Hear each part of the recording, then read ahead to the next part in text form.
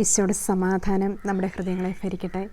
ഇന്ന് നമ്മൾ സംസാരിക്കാൻ ആഗ്രഹിക്കുന്നത് 1995 തേവരയിൽ വെച്ച് വിക്ടബേർ നടത്തിയ ബൈബിൾ ക്ലാസ്സിൻ്റെ തുടർന്നുള്ള ഭാഗങ്ങളാണ്. നമ്മൾ അത് തുടർച്ചയായിട്ട് കേട്ടുവരികയായിരുന്നു. നമുക്ക് ഈ വചനം ശ്രവിക്കുന്നതിന് മുമ്പ് ദൈവത്തിൽ ആശ്രയിച്ചുകൊണ്ട് കർത്താവിൻ്റെ വചനത്തിൻ്റെ രഹസ്യങ്ങളിലേക്ക് നമുക്ക് കടക്കാം. നമ്മൾ എപ്പോഴും കേൾക്കുന്ന വചനമാണ്. എങ്ങനെയുള്ള ഹൃദയത്തിലാണ് ഈശോ വരിക? ഉഴുതും മറിച്ച് നിർമ്മലവും പരിശുദ്ധമായ ഹൃദയത്തിലാണ് ഈശോയ്ക്ക് വന്ന് വസിക്കാൻ ഏറ്റവും ആഗ്രഹം. അതുകൊണ്ടാണ് യെശയ്യാ 66:1-2 ഇന്നിപ്പം അനേകർ ആ വചനം ഹൃദ്യസ്ഥമാക്കി ഹൃദയത്തോട് ചേർത്ത് വെച്ച് സംഗ്രഹിച്ചു എന്ന് കരുതപ്പെടുന്നു. അനിതാപികളുടെ ഹൃദയത്തെയും വിനീതരുടെ ആത്മാവിനെയും നവീകരിക്കുവാൻ ദൈവം അവരോട് കൂടെ വസിക്കുന്നു. യെശയ്യാ പ്രവാചകന്റെ പുസ്തകം 57 അധ്യായം 14-15 തിരുവചനത്തിൽ അങ്ങനെയുള്ള ഒരു ഹൃദയത്തിലാണ് ഈശോ വരിക. അനിതാപമുള്ള ഹൃദയം, വിനീതരുടെ ആത്മാവ്. ഈ നവീകരണം നമ്മൾ സ്വന്തമാക്കി പരിശുദ്ധാത്മാവുകൊണ്ട് നമ്മൾ നിറയപ്പെടണം. ഈ പരിശുദ്ധാത്മാവുകൊണ്ട് നിറയപ്പെടുന്നത് എപ്പോഴാണ്? ഈശോയുടെ നാമത്തെ പ്രതി അപമാനങ്ങൾ സഹിക്കുവാൻ തയ്യാറാകുമ്പോഴാണ്. കർത്താവിൻ്റെ കൃപയാൽ നമ്മൾ നിറയുക. വിക്ടബേർ എപ്പോഴും പറയാറുള്ളൊരു കാര്യമുണ്ട്. മത്തായിയുടെ സുവിശേഷം 5 അധ്യായം 10-12 വരെയുള്ള തിരുവചനങ്ങൾ. അന്യായമായി നമ്മൾ പീഡിപ്പിക്കപ്പെടുമ്പോൾ സകലവിധ തിന്മകളും വ്യാജമായിട്ട് നമുക്കെതിരെ വന്നെങ്കിൽ മാത്രമേ നമ്മൾ ഈശോയുടെ ശിഷ്യന്മാരാകുകയുള്ളൂ, യഥാർത്ഥ പ്രവാചകന്മാരാകുകയുള്ളൂ, യഥാർത്ഥ അപ്പോസ്തലന്മാരാകുകയുള്ളൂ. അതേസമയം ലോകം നമ്മളെ എപ്പോഴും ഉയർത്തിക്കാട്ടുമ്പോൾ നമ്മൾ ക്രിസ്തുവിൻ്റെ യഥാർത്ഥ ദാസനാവുകയില്ല. അപ്പോൾ നമ്മളെപ്പോഴും ഓർക്കുക, ഏതെങ്കിലും ഒരു വേദനകൾ, കഷ്ടതകളൊക്കെ ഈശോ നമുക്ക് തരും. എന്തിനു വേണ്ടി? നമ്മെ ഈശോ ഏറ്റവും അധികം സ്നേഹിക്കുന്നുണ്ട്. അവിടുത്തോട് കൂടുതൽ ചേർത്ത് പിടിക്കപ്പെടുവാൻ വേണ്ടിയിട്ടാണ് നമുക്ക് ഈ പ്രയാസങ്ങളൊക്കെ തരിക. അപ്പോൾ നമുക്ക് ബാക്കി ഭാഗങ്ങൾ ശ്രവിക്കാം. കഴിഞ്ഞ പ്രാവശ്യം നമ്മൾ കേട്ടുവരികയായിരുന്നു സാത്താൻ്റെ ഓരോ പ്രവർത്തനങ്ങളെക്കുറിച്ച്. കുടുംബജീവിതത്തിൽ എങ്ങനെയാണ് ഭിന്നതകൾ ഉണ്ടാകുക? ഭാര്യ ഭർത്താക്കന്മാരുടെ ഇടയിൽ സംശയങ്ങൾ വന്നാൽ അപ്പോൾ തന്നെ ആ ഭവനം നശിക്കുകയാണ് ചെയ്യുന്നത്. ലൂക്കാ 11:17 മത്തായി 12:25 അന്തശ്ചിത്രമുള്ള ഭവനവും അന്തശ്ചിത്രമുള്ള രാജ്യവും നശിച്ചു പോകും.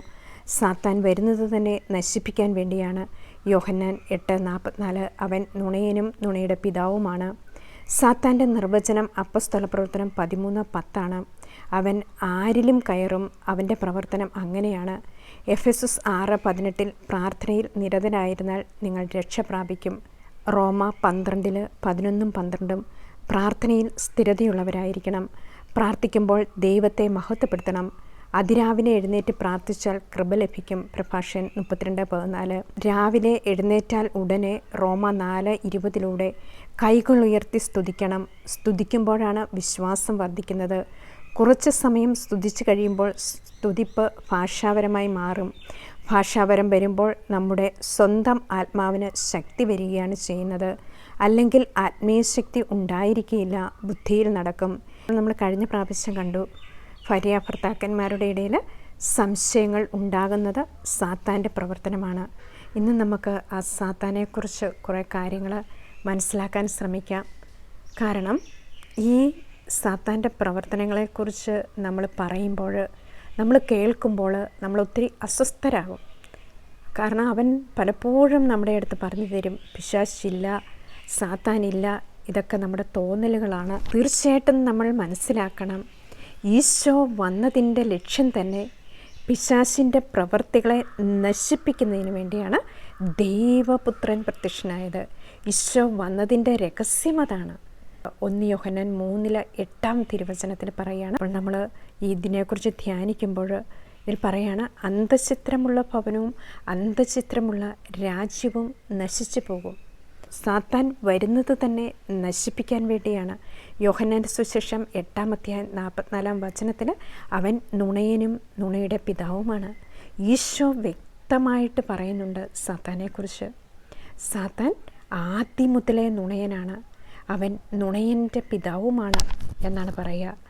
കാരണം നമുക്കറിയാം, ഉൽപ്പത്തി പുസ്തകം 3 അധ്യായത്തിൽ ദൈവം ദൈവത്തിൻ്റെ ഛായയിലും സാദൃശ്യത്തിലും സൃഷ്ടിക്കപ്പെട്ട മനുഷ്യനെ, ദൈവിക സ്വഭാവത്തിൽ പങ്കുകാരായ മനുഷ്യനെ സാത്താൻ്റെ അസൂയ നിമിത്തം അവൻ വഴിതെറ്റിക്കുകയാണ്. ആന്തരിക നേത്രങ്ങളായിരുന്നു അതുവരെയും അവരുടെ തുറക്കപ്പെട്ടിരുന്നത്. അവർ ദൈവത്തോടൊത്ത് യാത്ര ചെയ്യുമായിരുന്നു. അവർ ദൈവത്തോടൊത്ത് തോട്ടത്തിൽ ഉലാത്തുമായിരുന്നു. ദൈവത്തെ ആരാധിക്കുമായിരുന്നു, മഹത്വപ്പെടുത്തുമായിരുന്നു. മറ്റൊന്നിലും പെടാതെ അവർ ദൈവത്തോട് കൂടെയായിരുന്നവരാണ്. ആ സമയത്താണ് തിന്മ അവിടെ പ്രവേശിച്ച്. ജ്ഞാനത്തിൻ്റെ പുസ്തകം 2-ാം അധ്യായം 23-ഉം 24-ഉം തിരുവചനത്തിൽ നമ്മൾ കാണുന്നുണ്ട്. പിശാചിൻ്റെ അസൂയ നിമിത്തം മരണം ലോകത്തിൽ പ്രവേശിച്ചു. അവൻ്റെ പക്ഷക്കാർ അത് അനുഭവിക്കുന്നു. അപ്പോൾ സാത്താന് നമ്മിൽ പ്രവേശിക്കണമെങ്കിൽ നമ്മുടെയും സമ്മതം അവനാവശ്യമാണ്. സമ്മതമുണ്ടെങ്കിൽ മാത്രമേ നമ്മിൽ പ്രവേശിക്കുവാൻ സാധിക്കുകയുള്ളൂ.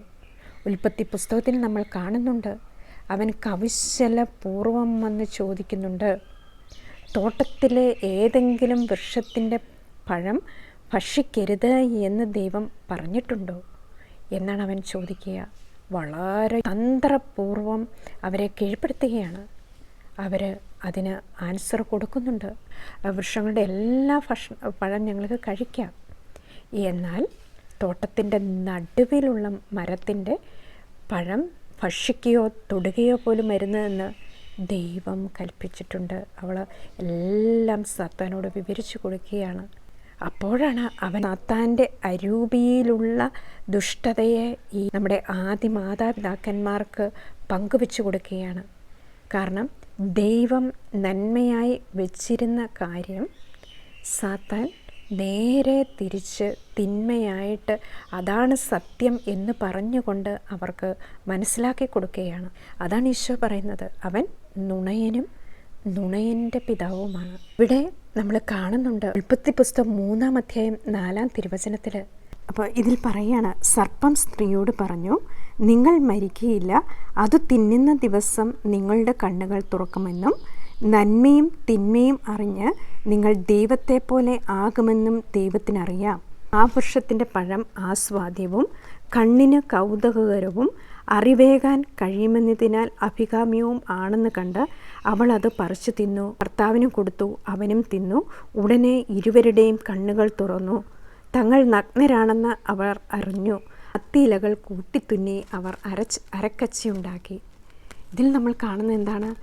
ദൈവം കൊടുത്ത അറിവിനെ, ദൈവം പറഞ്ഞു കൊടുത്ത കാര്യത്തെ നേരെ തല തിരിച്ച് അവൻ്റേതായ വിജ്ഞാനത്തിലും അവൻ്റേതായ പഠിപ്പീരിലും മനുഷ്യനെ പഠിപ്പിച്ചു കൊടുത്തപ്പോൾ മനുഷ്യരെല്ലാം അതിലേക്ക് തിരികെയാണ്. അവൻ പറയാണ്, വൃക്ഷത്തിൻ്റെ പഴം ആസ്വാദ്യവും കണ്ണിന് കൗതുകകരവും അറിവേകാൻ കഴിയുമെന്നതിനാൽ അഭികാമ്യവുമാണെന്ന് കണ്ട് അവളത് പറിച്ചു തിന്നു. അപ്പോൾ നമ്മളുടെ ജീവിതത്തിലും ഇതേപോലെ തന്നെയാണ് സംഭവിക്കുക. പലപ്പോഴും നമ്മൾ ലോക അരൂപിയിലേക്ക് പോകുമ്പോൾ, തിന്മയുടെ പിടുത്തത്തിലേക്ക്, അതായത് പാപത്തിലേക്ക് പോകുമ്പോൾ കർത്താവിൻ്റെ വചനം അഥവാ ദൈവകൽപ്പനകൾ നമ്മൾ മാറ്റിവെക്കുകയാണ്. ദൈവിക പദ്ധതികൾ നമ്മൾ മാറ്റിവെക്കുകയാണ്. ദൈവത്തിന് മനുഷ്യനെക്കുറിച്ച് വലിയൊരു പദ്ധതി ഉണ്ടായിരുന്നു. സാത്താൻ്റെ അസൂയ നിമിത്തം മാറ്റപ്പെടുന്നതായിട്ട് നമ്മൾ കാണുന്നുണ്ട്. സാത്താൻ്റെ വാക്ക് ശ്രവിച്ചപ്പോൾ അവരുടെ ആന്തരിക നേത്രങ്ങൾ അടയപ്പെട്ടു, ഭൗമിക നേത്രങ്ങൾ തുറന്നു. ഈ ലോക കാര്യങ്ങൾ, ഈ ലോക വസ്തുക്കൾ ഒക്കെ അവർ കാണാൻ തുടങ്ങി. മറ്റൊരു വ്യക്തിയായിട്ട് അവർ മാറുകയാണ്. കർത്താവിൻ്റെ രാജ്യവും ലോകത്തിൻ്റെ രാജ്യവും രണ്ടും രണ്ടാണ്. കർത്താവിൻ്റെ ആത്മാവിനാൽ നിറയപ്പെട്ട് കഴിഞ്ഞാൽ ലോകം എപ്പോഴും നമ്മളെ ദ്വേഷിക്കും. ലോകം ഒരിക്കലും സ്വീകരിക്കില്ല. ഗലാത്യർക്ക് എഴുതിയ ലേഖനം 4-ാം അധ്യായം 29-ാം തിരുവചനത്തിൽ നമ്മൾ വായിക്കുന്നുണ്ട്, എന്നാൽ ശാരീരിക രീതിയിൽ ജനിച്ചവൻ ആത്മാവിൻ്റെ ശക്തിയാൽ ജനിച്ചവനെ അന്ന് പീഡിപ്പിച്ചു, ഇന്നും അതുപോലെ തന്നെയാണ്. ശാരീരിക രീതിയിൽ ജനിച്ചവൻ ആത്മാവിൻ്റെ ശക്തിയാൽ ജനിച്ചവനെ അന്ന് പീഡിപ്പിച്ചു, ഇന്നും അതുപോലെ തന്നെയാണ്. അന്ന് പീഡിപ്പിച്ചതുപോലെ തന്നെ ഈശോയിൽ നമ്മൾ ശക്തിപ്പെട്ടു വരുമ്പോൾ സാത്താൻ്റെ പ്രവർത്തനങ്ങളും പിശാചിൻ്റെ കുടില തന്ത്രങ്ങളും നമ്മൾ മനസ്സിലാക്കിയിരിക്കണം. അതുകൊണ്ടാണ് നമ്മളെപ്പോഴും അവൻ്റെ തന്ത്രങ്ങളെപ്പറ്റി അജ്ഞരല്ലല്ലോ എന്ന് പൗലോസ്ലീഹ പറയുന്നത് 2 കൊറിന്തോസ് 2:10-11 തിരുവചനത്തിൽ പറയുന്നുണ്ട്. നിങ്ങൾ ക്ഷമിക്കുന്നവനോട് ഞാനും ക്ഷമിക്കുന്നു. ഞാൻ എന്തെങ്കിലും ക്ഷമിച്ചിട്ടുണ്ടെങ്കിൽ അത് യേശുക്രിസ്തുവിൻ്റെ നാമത്തിൽ നിങ്ങൾക്ക് വേണ്ടിയാണ്. ഇത് സാത്താൻ നമ്മളെ കബളിപ്പിക്കാതിരിക്കേണ്ടതിനാണ്.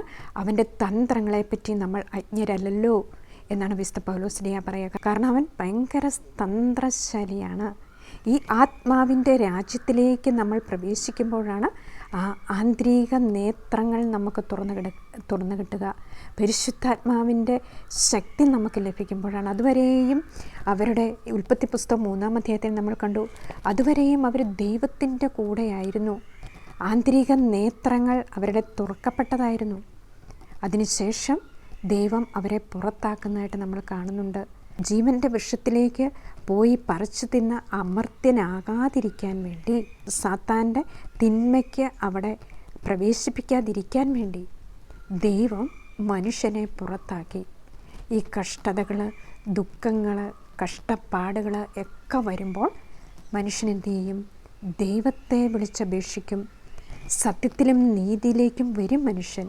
അങ്ങനെ വന്നെങ്കിൽ മാത്രമേ അത് ദൈവത്തിൻ്റേതാകൂ എന്ന് നമുക്ക് മനസ്സിലാക്കാൻ സാധിക്കും.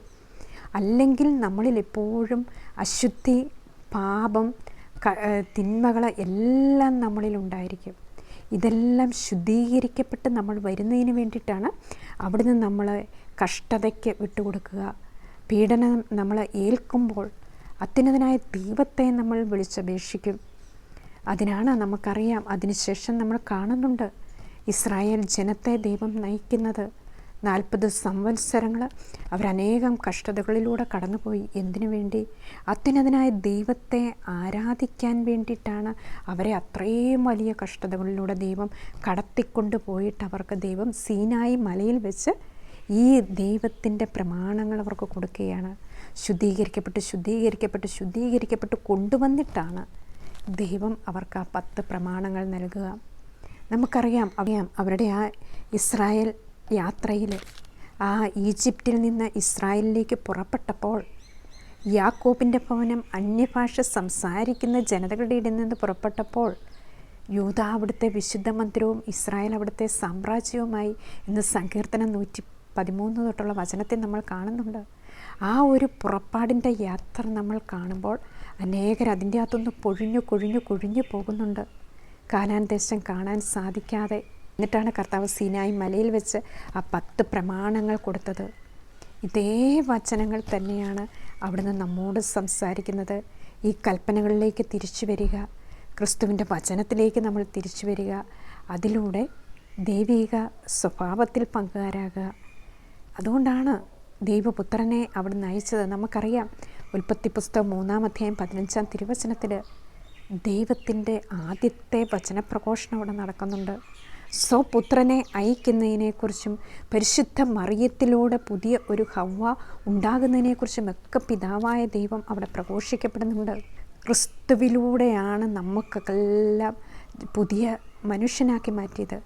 ഈശോയുടെ രക്തത്തിലൂടെയും ഈശോയുടെ ശരീരത്തിലൂടെയും നമ്മെ അവിടുന്ന് വീണ്ടും സാത്താൻ്റെ പിടിയിൽ നിന്ന് മോചിപ്പിച്ച് ദൈവത്തോട് അടുപ്പിക്കുകയാണ്.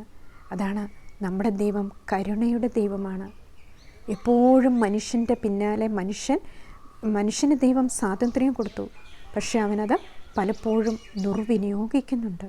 യോഹന്നാൻ സുവിശേഷം 8-ാം അധ്യായം 44-ാം തിരുവചനത്തിൽ പറയാണ്, നിങ്ങൾ നിങ്ങളുടെ പിതാവായ പിശാചിൽ നിന്നുള്ളവരാണ്. നിങ്ങളുടെ പിതാവിൻ്റെ ഇഷ്ടമനുസരിച്ച് പ്രവർത്തിക്കാൻ നിങ്ങൾ ആഗ്രഹിക്കുന്നു. അവനാകട്ടെ ആദ്യം മുതലേ കൊലപാതകിയാണ്. അവൻ ഒരിക്കലും സത്യത്തിൽ നിലനിന്നിട്ടില്ല. എന്തെന്നാൽ അവനിൽ സത്യമില്ല. കള്ളം പറയുമ്പോൾ അവൻ സ്വന്തം സ്വഭാവം അനുസരിച്ചാണ് സംസാരിക്കുന്നത്. കാരണം അവൻ നുണയനും നുണയുടെ പിതാവുമാണ്. ദൈവപുത്രനായ ഈശോ ആ ആദിയിലുണ്ടായിരുന്ന തിന്മയുടെ ശക്തിയെക്കുറിച്ച് പറയുകയാണ്. അവൻ നുണയനും നുണയൻ്റെ പിതാവുമാണ്. കാരണം ദൈവം കൽപ്പിച്ച കാര്യങ്ങൾ അവൻ പറഞ്ഞ് മറ്റൊരു രീതിയിലേക്ക് ആക്കി മനുഷ്യന് പറഞ്ഞു കൊടുക്കുകയാണ്. ഇന്നും നമുക്ക് സംഭവിക്കുന്നത് ഇതാണ്. നമ്മൾ പലപ്പോഴും ഒരു അഭിപ്രായങ്ങൾ സംസാരിക്കുമ്പോൾ, നമ്മൾ പലപ്പോഴും തീരുമാനമെടുക്കുമ്പോൾ ദൈവത്തെ മാറ്റി നിർത്തി തിന്മയുമായി പലപ്പോഴും ആലോചിച്ചാണ് പലപ്പോഴും തീരുമാനമെടുക്കുക. നമ്മളുടെ ജീവിതത്തിൽ ഓരോ തീരുമാനമെടുക്കുമ്പോഴും ആ ക്രിസ്തുവിൻ്റെ വചനത്തിനോടും കൽപ്പനകളെയും മുൻനിർത്തി നീതിയിലും സത്യത്തിലുമാണ് നമ്മൾ എടുക്കേണ്ടത്. ൻ്റെ പുസ്തകം 11-ാം അധ്യായത്തിൽ 29 തൊട്ട് 34 വരെയുള്ള തിരുവചനത്തിൽ യഥാർത്ഥ സ്നേഹിതനെക്കുറിച്ച് പറയുന്നുണ്ട്. അപ്പോൾ നമ്മൾ ഓരോ സ്നേഹിതനെ തിരഞ്ഞെടുക്കുമ്പോഴും നമ്മൾ ഓരോ ബിസിനസ്സുകൾ ആരംഭിക്കുമ്പോഴും നമ്മൾ ഈശോയോടും ആലോചന ചോദിക്കണം. ദൈവഭക്തനാണോ? കർത്താവിൻ്റെ കൽപ്പനകൾ പാലിക്കുന്നതിൽ ഉറപ്പുള്ളവനാണോ? അങ്ങനെ വരുമ്പോഴാണ് അവിടെ ഒരു സത്യം അഥവാ നീതി ഒക്കെ സ്ഥാപിക്കപ്പെടുക. അല്ലെങ്കിൽ നമ്മളും വഴിതെറ്റിപ്പോവും. അതാണ് നമ്മുടെ കൂട്ടുകാർ എങ്ങനെയുള്ളവരാണോ അതിലൂടെയാണ് നമ്മുടെ ജീവിതത്തെയും അത് ബാധിക്കും. അല്ലെങ്കിൽ ആ തിന്മയിലുള്ള ഒരു കൂട്ടുകാരാണ് നമുക്കുള്ളതെങ്കിൽ ആ തിന്മയെ കീഴ്പ്പെടുത്തി അവരെ നന്മയിലേക്ക് കൊണ്ടുവരുവാനുമുള്ള ഒരു പവർ നമുക്കുണ്ടായിരിക്കണം. അതുകൊണ്ടാണ് നമുക്ക് പ്രാർത്ഥന, വചനം, വിശുദ്ധി, വിശ്വസ്തത എല്ലാം നമ്മളിലുണ്ടെങ്കിൽ നമ്മൾ ഉറച്ചു നിൽക്കും. കർത്താവിൻ്റെ കൂടെ നമുക്ക് നിൽക്കുവാൻ സാധിക്കും.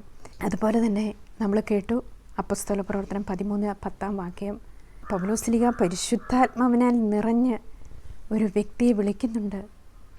സാത്താൻ്റെ സന്താനമേ, സകല നീതിക്കും എതിരായവനെ, ദുഷ്ടതയും വഞ്ചനയും നിറഞ്ഞവനെ, ദൈവത്തിൻ്റെ നേർവഴികൾ ദുഷിപ്പിക്കുന്നതിൽ നിന്ന് നീ വിരമിക്കുകയില്ലേ എന്നാണ് വിശുദ്ധ പൗലോസ്ലീഹ ചോദിക്കുക. കാരണം പൗലോസ്ലീഹ അത്രമാത്രം അസ്വസ്ഥനാകുകയാണ്. ദൈവിക പദ്ധതികളും ദൈവിക നീതിയും തടസ്സപ്പെടുത്തുമ്പോൾ പൗലോസ്ലീഹ വിളിക്കുകയാണ്, സാത്താൻ്റെ സന്താനമേ എന്നാണ് വിളിക്കുക. ദൈവത്തിൻ്റെ നേർവഴികൾ എല്ലാം ദുഷിപ്പിക്കുകയാണ് അവൻ്റെ പരിപാടി. അപ്പോൾ വിറ്റുപേർ എപ്പോഴും പറയുന്ന ഒരു കാര്യമാണ്, സാത്താൻ്റെ ഡെഫിനിഷനാണ് അപ്പോസ്തല പ്രവർത്തനം 13-ാം അധ്യായം 10-ാം തിരുവചനം. ദൈവിക വഴികളെല്ലാം ദുഷിപ്പിച്ച് കാണിക്കും. ദൈവത്തിൻ്റെ നാമം അതിലും ശക്തമാണ്. ഇതിൽ പറയുന്നുണ്ട്, സാത്താൻ ആരിലും കയറും. ഈ പറയുന്ന നമ്മളിൽ ഓരോ വ്യക്തിയിലും അവന് പ്രവേശിക്കാൻ സാധിക്കും. എങ്ങനെയാണ്? തിന്മയ്ക്ക് നമ്മൾ കൂട്ടുനിൽക്കുമ്പോൾ. എത്ര വലിയ വ്യക്തിയാണെങ്കിലും, എത്ര വലിയ ആത്മീയമായിട്ട് ഉയർന്ന വ്യക്തികളാണെങ്കിലും, സാധാരണ ഒരു വ്യക്തിയിലാണെങ്കിലും സാത്താന് പ്രവർത്തിക്കുവാൻ സാധിക്കുന്നത് അവൻ്റെ പ്രവർത്തനത്തിന്, അവൻ്റെ ഓരോ തിന്മയ്ക്കും നമ്മൾ കൂട്ടുനിൽക്കുമ്പോൾ ആ ഒരു തിന്മ നമ്മളിൽ പ്രവേശിക്കുന്നു. അതിലൂടെ അവന് നമ്മളിൽ പ്രവേശിക്കുവാൻ സാധിക്കും. അതുകൊണ്ടാണ് ദൈവവചനത്തിൽ നമ്മൾ മായം ചേർക്കരുത്. കർത്താവിൻ്റെ വചനത്തെ വളച്ചൊടിക്കരുത്. ദൈവിക മനുഷ്യർ ആകുമ്പോൾ നമ്മൾ കർത്താവിൻ്റെ പുണ്യങ്ങൾ പ്രാപിക്കുവാനായിട്ട് ആഗ്രഹിക്കണം. പരിശുദ്ധാത്മാവിൻ്റെ ദാനങ്ങളോടും ഫലങ്ങളോടും നമ്മൾ ചേർന്ന് നിൽക്കണം.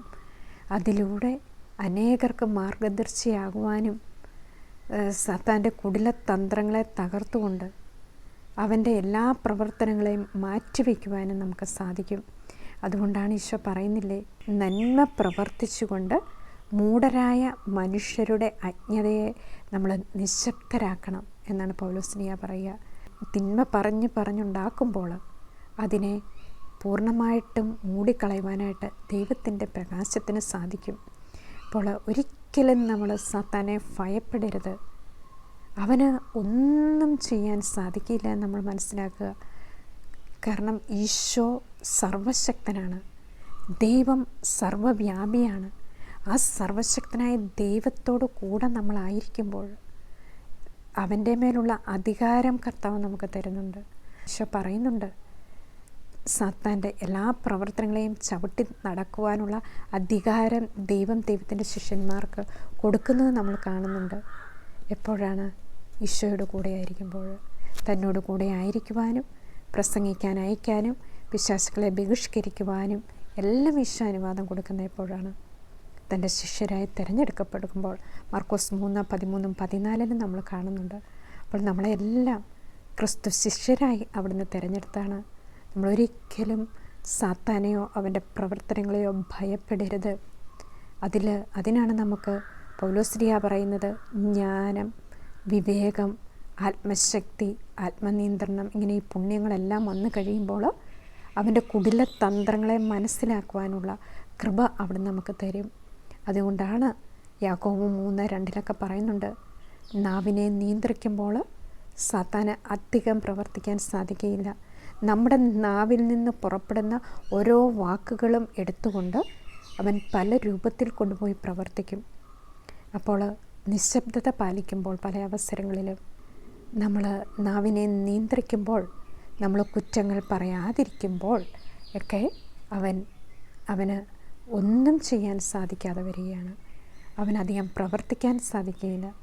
നാവിനെ നിയന്ത്രിക്കുമ്പോൾ നമ്മൾ എളിമപ്പെടുകയാണ്, ക്ഷമിക്കുമ്പോൾ നമ്മൾ എളിമപ്പെടുകയാണ്, നമ്മൾ കുറ്റം പറയാതിരിക്കുമ്പോൾ എളിമപ്പെടുകയാണ്, മറ്റുള്ളവരുടെ നന്മകൾ നമ്മൾ കാണുമ്പോൾ എളിമപ്പെടുകയാണ്.